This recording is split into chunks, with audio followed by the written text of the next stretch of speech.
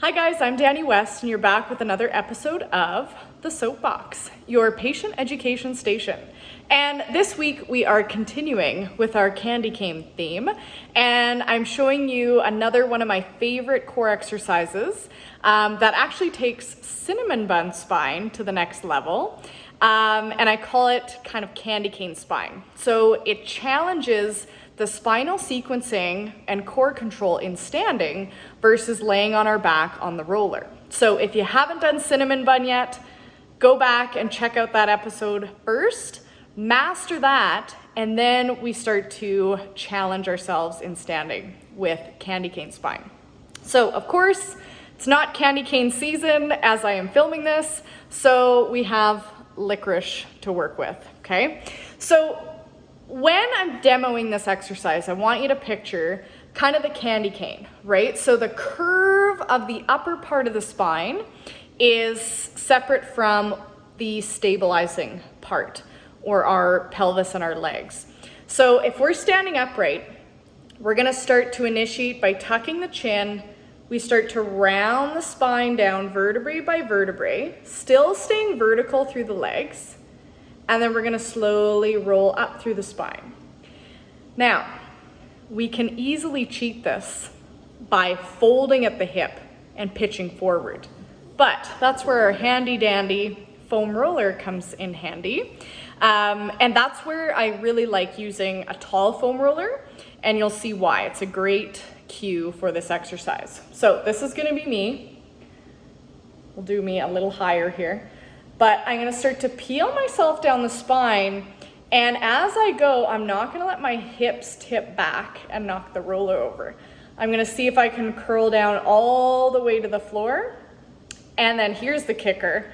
I have to start to sequence all the way back up the spine, again, without pitching my hips back and knocking the roller over. So let's see if I can do it here for you. So you would stand not in a totally turnout position, but a little less of a turnout. Think a baby first position, or little pizza pie, little V. You can kind of be nice to yourself on the first one. You don't have to have it like really close, but that would be more challenging. So I have it maybe about like an inch away. Feet are in that little V. I'm gonna inhale, reach the arms up. Here's the candy cane part. I'm gonna start from my head, my mid back, my low back. Again, pelvis is staying stable. I'm gonna touch the floor, maybe walk out to a plank, walk back. Now, I really need to curl and squeeze my inner thighs as I curl up through the spine, vertebrae by vertebrae, and finish. Okay, and again, if I wanted to challenge myself more, I could move closer to the roller, or why not take that on a bit of a rise? So, squeezing the heels, inhale, curl up. And if you feel like you're losing control, supercharge the inner thighs. Slow and controlled. I'm not falling into this. I walk out to plank. You could do 1 to 3 push-ups here. Stay on a rise.